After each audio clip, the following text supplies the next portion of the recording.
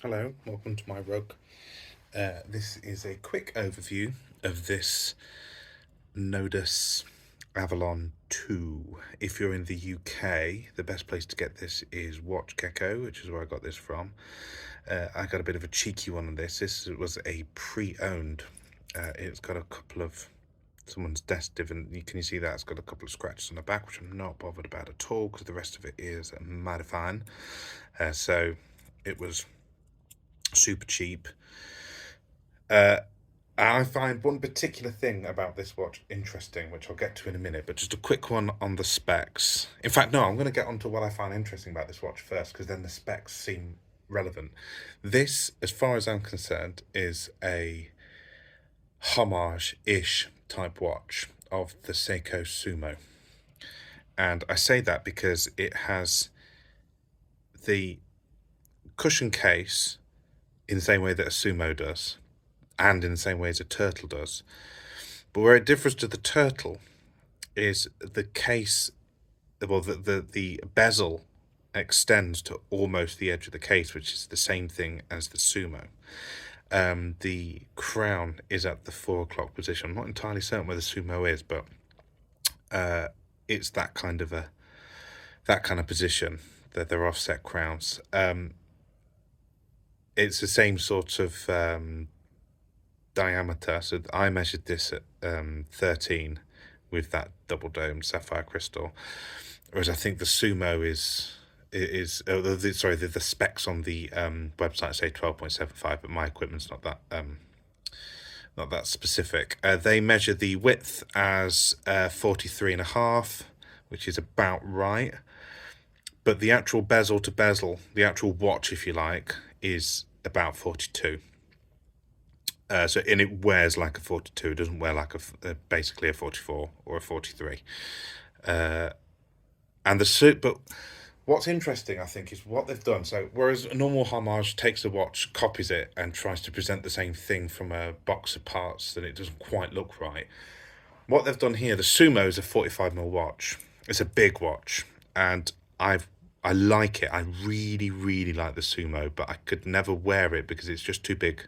I've got a 7.5 inch wrist. I'm not a massive fan of huge watches, though.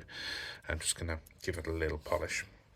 So what I find interesting about this is, rather than just copy something, because I'm not suggesting for a second that Nodus are copycats, because their other watches are unique, but this watch isn't specifically unique. It has some unique aspects to it. They've taken a great design by Seiko and they've made it small. And what I was in the market for. I liked the design language of Seiko watches, but most of the more premium, before you get into the realms of I'm not paying £2,000 for a Seiko world, most of them are huge. Most of them are 44, 43. The Seiko Solar's 43, the Turtle's 45, or the King Turtle, sorry. The Willard is 42, but you're spending £1,000 on that. This, well, it's quite interesting, isn't it? Because this watch is about the same price as the Sumo, about £800, but they've made some subtle improvements to it, in my view. So, firstly, the size is better for me. Secondly, apart from one thing which I'm going to get onto in a minute, I really, really like this bracelet. It wears really, really well, H-Link. It articulates beautifully. It sits in the case nicely. The bezel's a lot slimmer than you get on the Sumo, and you get the double dome sapphire crystal with amazing AR, although it's double layered. Can you see that? It's got top and bottom AR, so I'm going to have to be careful of scratching this. Ceramic insert like you get on the new Sumos, but the action on the bezel, wow. I read that they've got ball bearings in it, and it is just so ratchety without being overly stiff. It's going to loosen up over time, but wow. And it obviously lines up very, very well. I don't know if I can get that right on the video, but anyway. And it is fully loomed.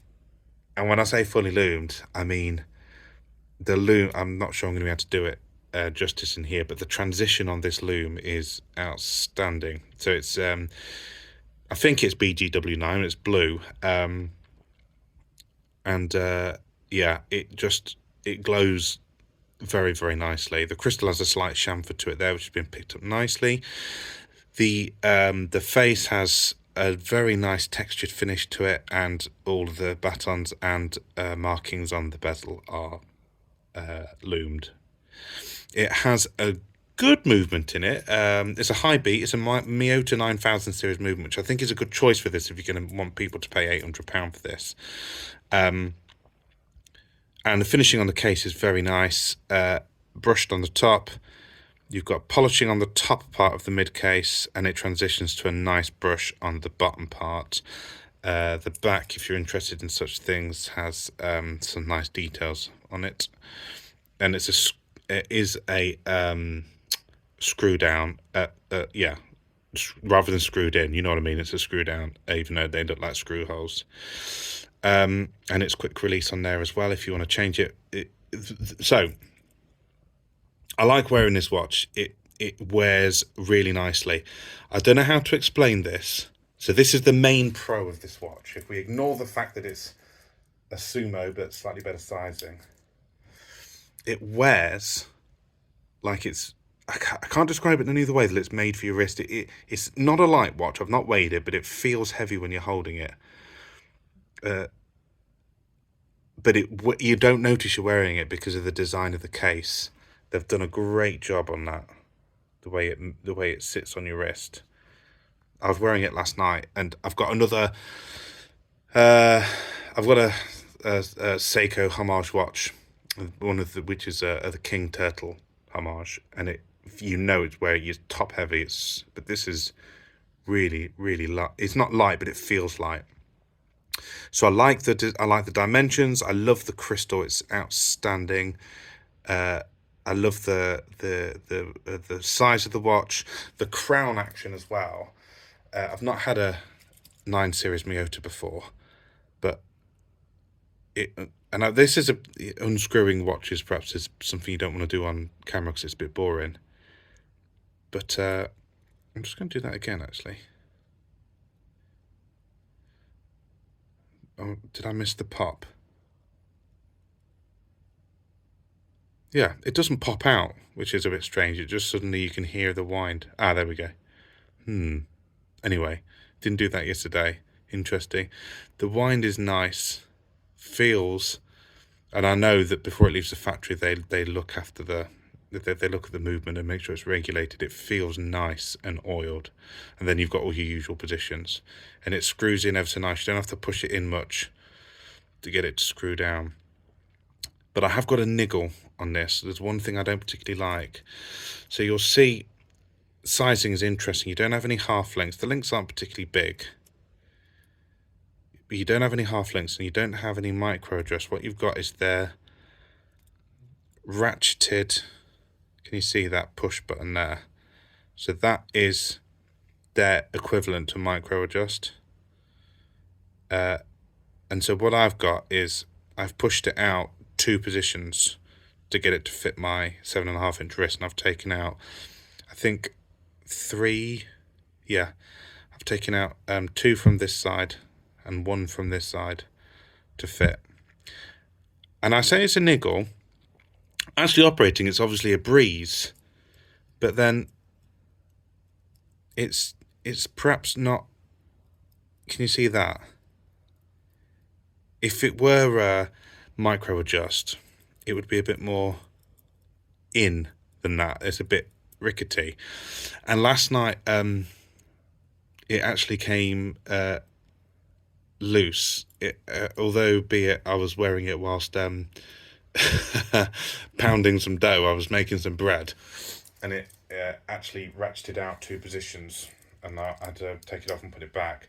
I also find the getting it back into position doesn't feel as snitchy, snickety. That's the word.